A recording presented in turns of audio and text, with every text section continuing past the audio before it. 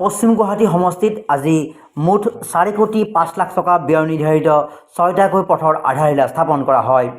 আধাৰশিলা স্থাপন কৰি বিধায়ক ৰমেন্দ্ৰ নাৰায়ণ কলিতাই প্ৰথমে লাল গণেশৰ শ্বহীদ কনকলতা পথৰ এটি উপপথৰ আধাৰশিলা স্থাপন কৰে বিধায়ক কলিতাই।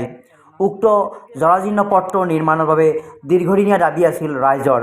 আজি আধাৰশিলা স্থাপন কৰাত যথেষ্ট আনন্দ প্ৰকাশ কৰে ৰাইজে। লগতে বিধায়ক ৰমেন্দ্ৰ নাৰায়ণ কলিতাৰ সক্ৰিয়তাক ভূয়সী প্ৰশংসা কৰে। আনহাতে ৰাইজৰ সমস্যাসমূহ একাধিক্ৰমে সমাধানৰ বাবে বিজেপি নেতৃত্বাধীন চৰকাৰে আন্তৰিকতাৰে কাম কৰি যাব বুলি আশ্বাস প্ৰদান কৰে। উক্ত অনুষ্ঠানত ডেমক্ৰেচি লাইভৰ সৈতে বাৰ্তালাপত আগন্তুক লোকসভা নিৰ্বাচনত নৰেন্দ্ৰ মোদীৰ নেতৃত্বত চৰকাৰ গঠন হ'ব বুলি মন্তব্য কৰে ৰমেন্দ্ৰ নাৰায়ণ কলিতাই।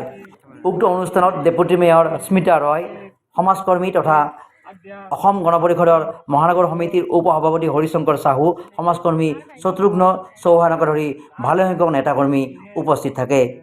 Bureau' report, democracy live 24/7। Bhubaneswar Kanaklata পথত আছোঁ আৰু ইয়াতে আজি স্থানীয় বিধায়ক ৰমেন্দ্ৰ নাৰায়ণ কলিতা আৰু স্মিতা ৰয়, যি ইয়াৰ কাউন্সিলৰ তেওঁলোকৰ নেতৃত্বত পথৰ আধাৰশিলা স্থাপন কৰিছে। আজি 6টাকৈ পথৰ আধাৰশিলা স্থাপন কৰিব এই মুহূৰ্তত আমি দেখুৱাইছোঁ। সেই কাৰ্যসূচী চলি আছে আৰু ইতিমধ্যে ভূমি পূজন কাৰ্যসূচী হৈছে আৰু এই অঞ্চলৰ লোকক প্ৰতিশ্ৰুতি দিছে আমি সম্ভৱ হ'লে কিছু বাৰ্তালাপ কৰিবলৈ চেষ্টা কৰিম আৰু সম্ভৱ হ'লে আমি বাৰ্তালাপ কৰিম। আৰু হিমন্ত বিশ্বৰ পিছতে আপোনাক আটাইতকৈ সক্ৰিয় মানুহ বুলি কোৱা হয়, তাৰ প্ৰমাণ বাৰে বাৰে আপুনি দি আছে।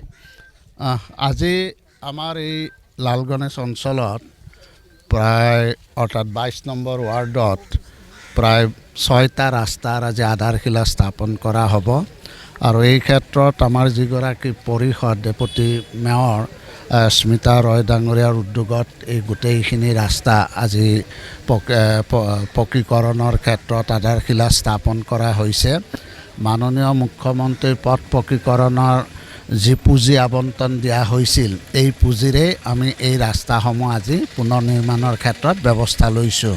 গতিকে এই অঞ্চলত যিখিনি ৰাস্তা মানে এটা শোচনীয় অৱস্থাত আছিল, মই ভাবোঁ যে এই পথ পকীকৰণে আজি সেই অঞ্চলবিলাকৰ যাতায়াতৰ ক্ষেত্ৰত যথেষ্টখিনি সুগম হ'ব আৰু ৰাইজে নিশ্চয় এই ৰাস্তাসমূহ সম্পূৰ্ণ হৈ উঠাৰ পিছত যাতায়াতৰ ক্ষেত্ৰত এটা সুবিধা পাব বুলি মই আশা ৰাখিছোঁ।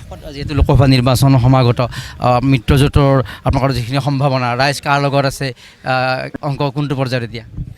নহয়, চাওক, আমাৰ ভাৰতবৰ্ষৰ প্ৰধানমন্ত্ৰী নৰেন্দ্ৰ মোদী ডাঙৰীয়াই আজি উত্তৰবাঞ্চলৰ লগতে আজি অসমক উন্নয়ন বিকাশৰ ক্ষেত্ৰত যি ধৰণে ব্যৱস্থা গ্ৰহণ কৰিছে বা দৰিদ্ৰতা নিৰ্মূলৰ ক্ষেত্ৰতো যি ধৰণে আজি বিশেষ ব্যৱস্থা গ্ৰহণ কৰিছে, তাৰ বাবে আজি আমি অসমে যথেষ্ট উন্নয়নৰ দিশলৈ গতি কৰিবৰ কাৰণে সক্ষম হৈছোঁ। আৰু আজি ৰাজ্যখনতো অসমৰ মাননীয় মুখ্যমন্ত্ৰী ডক্টৰ হিমন্ত বিশ্ব শৰ্মাই আজি যি ধৰণে বিকাশ আৰু উন্নয়নৰ ক্ষেত্ৰত ব্যৱস্থা লৈছে, এই ক্ষেত্ৰত মই ভাবোঁ যে আমাৰ অসমৰ ৰাইজ যথেষ্ট সন্তুষ্ট আৰু এইখন চৰকাৰৰ প্ৰতি আৰু বিশেষকৈ মাননীয় মুখ্যমন্ত্ৰীৰ ওপৰত আমাৰ ৰাইজৰ আস্থা আৰু বিশ্বাস আছে। গতিকে মই ভাবোঁ যে এইবাৰ 12টা ছিট আসন আমি অনাশায়ে আমি দখল কৰিব পাৰিম মিত্ৰজোঁটে, আৰু 2টা ছিট আমাৰ কাৰণে অলপ অসুবিধাজনক হৈ আছে। তথাপিতো সেই দুটাও দখল কৰাৰ ক্ষেত্ৰত আমি পূৰ্ণ গতিত ইতিমধ্যে আমি আমাৰ বিজেপিৰ দলীয় কৰ্মীসকলে আৰু অগপৰ কৰ্মীসকলে ইতিমধ্যে আমাৰ জিকাৰ কাৰণে ইতিমধ্যে তৎপৰতাৰে কাম আৰম্ভ কৰিছে।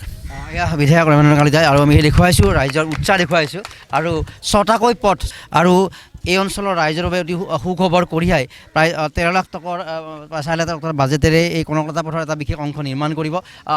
আৰু আমি যদি সম্ভৱ হয় কথা পাতিম। শোভানজী আছে, ছাৰৰ এই কামক লৈ কি ক'ব আপুনি? ছাৰৰ নিচিনাতো মানুহ পাৱা বহুত টান। আমাৰ ছাৰ যেনেকৈ আছে, ছাৰৰ নাম আমি চব পিনে পাই আছোঁ আৰু ছাৰ যেনেকৈ কাম কৰে, পূৰা মানুহৰ লগত মিলি থাকে, প্ৰত্যেক দুখত, প্ৰত্যেক কামত, প্ৰত্যেক ছাৰক মই পাইছোঁ। ছাৰ চাহুজী আছে, এগৰাকী MLA অনবৰতে ৰাইজৰ লগত থকাটো সেই অঞ্চলৰ ৰাইজৰ উন্নতিৰ কথা। তো আজিৰ এটা সুন্দৰ পদক্ষেপ, 6টাকৈ পথ একেদিনাই, এইটো সহজ কথা নহয়। ये तो बहुत बड़ा बात है। हमारा MLA सर और डिप्टी मेयर को बहुत बहुत धन्यवाद कि हमारा 22 नंबर वार्ड में आज 6 रास्ता का 4 करोड़ 5 लाख रुपए का उद्घाटन हो रहा है। ये बहुत बड़ा खुशी का बात है और बहुत बहुत धन्यवाद देते हैं हम अपना MLA और डिप्टी मेयर को।